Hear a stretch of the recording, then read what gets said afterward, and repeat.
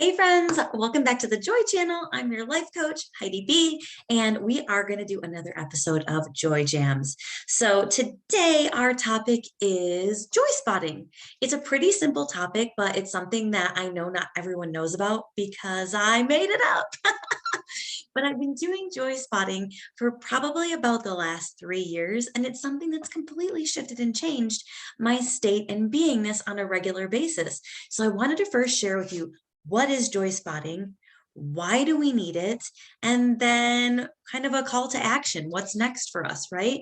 So first of all, what is joy spotting?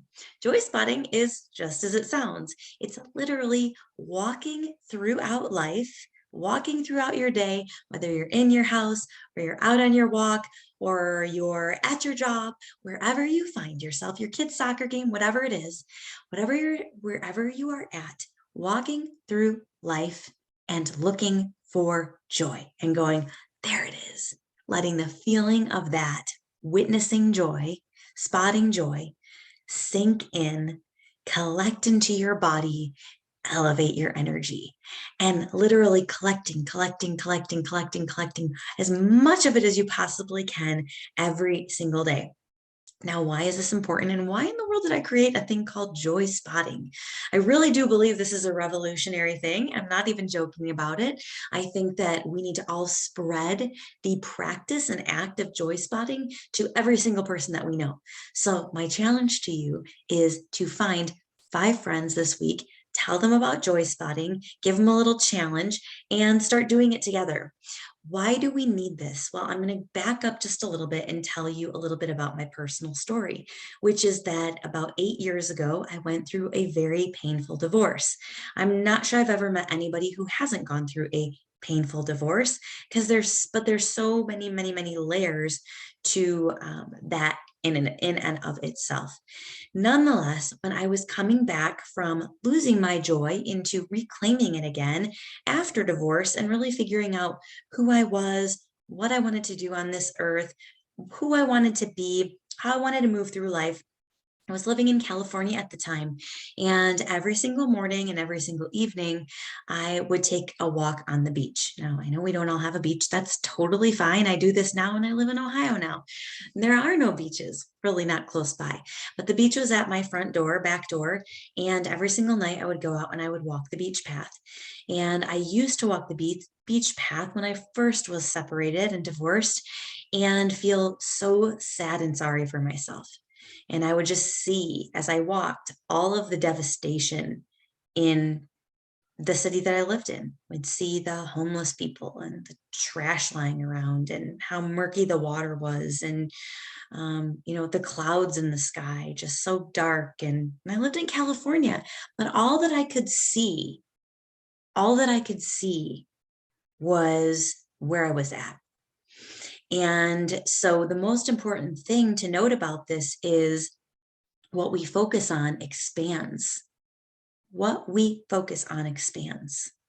That's why it's important to have vision and goals and things like that, because whatever we choose to focus on, we put our energy towards, and it just starts showing up more and more in our lives. So back to the beach story.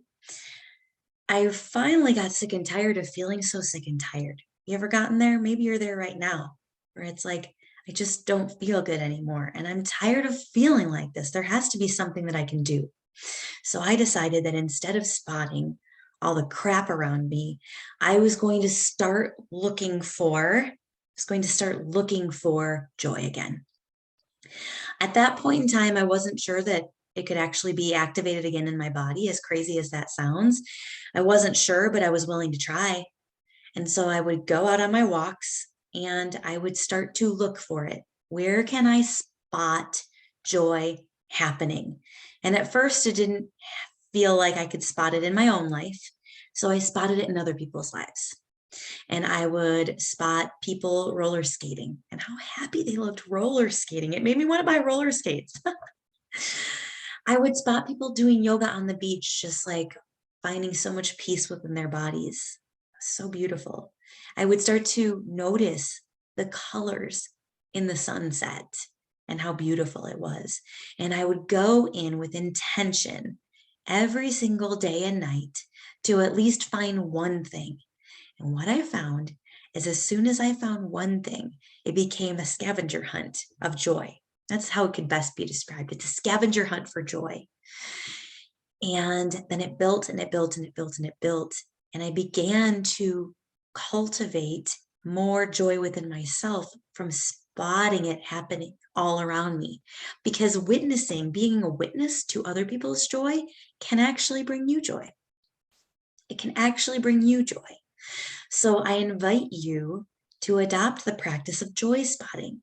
You can joy spot on your drive to work. You can joy spot while you're cooking dinner for your family. You can joy spot while you're anywhere, throughout your day. And what that does is joy cultivates gratitude. And the more gratitude we have, the more fulfilled we feel in our lives, the more alive we feel. So I invite you to make joy spotting a habit, because if we don't make it a habit, we just kind of go, well, that was a cute talk Heidi shared the other day, and then we tuck it away and we never do it. So what I want you to do is I want to invite you, if it feels good for you, to actually go out this week with intention of joy spotting every single day this week. You can hold yourself accountable by taking a picture or a video of anything that you joy spot, post it on your Facebook or your Instagram stories. That's usually what I do, is I'll just take a picture or video and I will write joy spotting on there. And then tag me at Joyfully Bee or Heidi B on Facebook and say, hey, I'm joy spotting. People might ask you, what's joy spotting? Then you can tell them and invite them to tag you in their joy spots and me in their joy spots. And then we create this ripple effect of elevated energy, because more people are choosing to focus on joy rather than junk. Can we choose as a collective to go joy spotting instead of junk spotting on a regular basis? And then over time, this becomes a habit. I can't tell you how many people now on social media will just click joy spotting, joy spotting, joy spotting, and it lifts me up, lifts my spirits when I get tagged in a joy spot, because it means that it's happening all around us and people are witnessing it and it's becoming a part of who they are versus just an afterthought. So I encourage you to make joy spotting a part of your day, a part of who you are. Allow more joy to flow easily in your life. And remember, this is a simple practice. Joy isn't everything, in so many things. You can find it in the leaves that are dropping off the trees. You can find it in the snow that's fluffy and white. You can find it in nearly everywhere that you look, if you're willing to look for it. So practice, practice, practice, and give me a tag. Let's go on joy scavenger hunts every single day. Yeah. Have an amazing day. I hope that this has been helpful. Go out into the world, shine your light bright, and live a limitless life. See you soon.